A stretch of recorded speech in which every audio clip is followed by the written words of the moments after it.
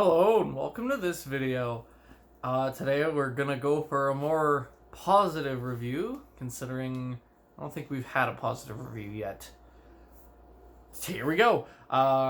Japanese name Kaguya Hime no Monogatari, or the English name, which I can never remember. The Tale of the Princess Kaguya. I don't know. It's hard to say, man. But basically, what's important about this anime is that it is a rendition of the story of the Bamboo Princess, which, before we even get into the review of this, I feel like it's a good anime to watch for, like, anime veterans, because, I don't know, I just feel like after I watched it, I saw it, like, everywhere. Like, it's just referenced all the time, because it's just basically, like, a folk tale that's, like, a household held, everyone knows about it basically in Japan. So, you know, it like comes up in anime from time to time. I'm trying to think of an example. It's kind of like how we all know about Santa Claus, you know? Only it's like not like a holiday, or it's just a fairy tale. Anyway, let's actually get into it. This anime was so strange. Yeah, it was weird, that's for sure. Don't get me wrong, I enjoyed it, but it was so strange. I wouldn't say it's for anime beginners, kind of like what I said, but try it out yourself if you want, for sure. I would describe it as 90% historical and 10% fantasy. Story, 6 out of 10. Alright. The story was above average, but it had a level of incomprehensibility that lowered the score for me. This anime is an adaptation of an old folktale, sorry. I think growing up with this story might have helped me out, but here we are. The start was a bit slow, but not unbearably so. The latter middle of the movie was probably the most enjoyable. Then the end kind of throws you for a loop. The story was slightly confusing and mostly entertaining.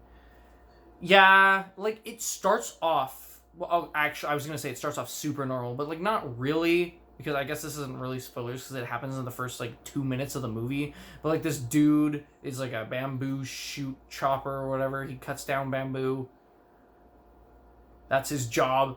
And then in one of the bamboo shoot things, I guess you would call it, like, a stump if it was a tree, which I guess bamboo is kind of a tree. It doesn't matter.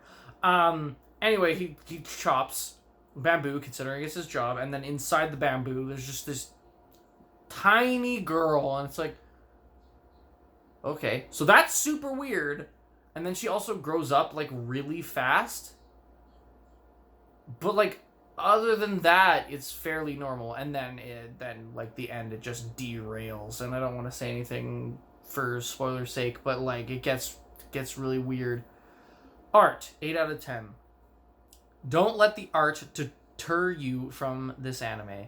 I didn't like it at first, but it really grows on you throughout the movie. The art style is simple, unique, and honestly quite beautiful. My biggest praise for this movie's art is how fitting it is for its story. Yeah, no, definitely very, like, stylized and quite pretty, I think. Sound/music, because I think in these earlier reviews, I say earlier, even though this is in, like, the latter half, but, I still wasn't committed to, like, just calling this category music, but that's what I don't really care about any other sound aspects. I only care about the music, really. I gave it a 7 out of 10. The sound of this movie was good. The music didn't really stand out for me, possibly because the fantastical things that happen in the movie demanded all of my attention. But it was good. The end theme was pretty, and I enjoyed it. So not much to say about that, I guess, but it was good. Characters, 8 out of 10. The characters of this anime are the best out of the anime I've reviewed so far, considering I think I've hated everything else that I've reviewed so far, and are a pretty large driver of this movie. Kaguya Hime has a beautiful design, and she personifies beauty, freedom, and a caged bird at different parts of the movie. Oh God. Mi no Wara was my favorite character. Oh yeah, she was like a goofball or whatever. Um, she has my favorite design and she's funny. 1 second, I have to let my dog out. God damn it, Ollie. Get out. Alright, where were we? I enjoyed Kaguya's parents and what they represent respectively.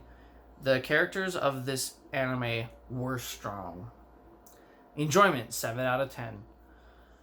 I had an overall enjoyable experience with this movie. There were times I was bored and or confused, but for the most part, I was interested and entertained.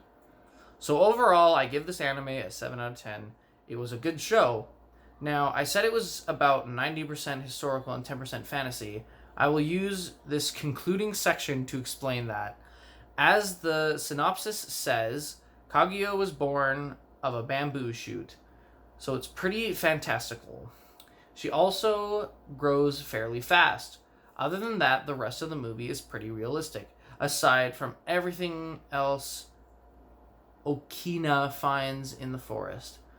Oh yeah, because he finds like a bunch of treasure and stuff. It's weird. Then the ending is completely fantastical. It's a very interesting combination and show. I recommend any historical or fantasy anime fans to give it a try. My recommendation also goes out to any anime veterans, for you'll probably enjoy it as well. And that's that. Yeah, I definitely recommend. Why not? It's a little strange, but like, what anime isn't strange, honestly? None of the good ones, anyway.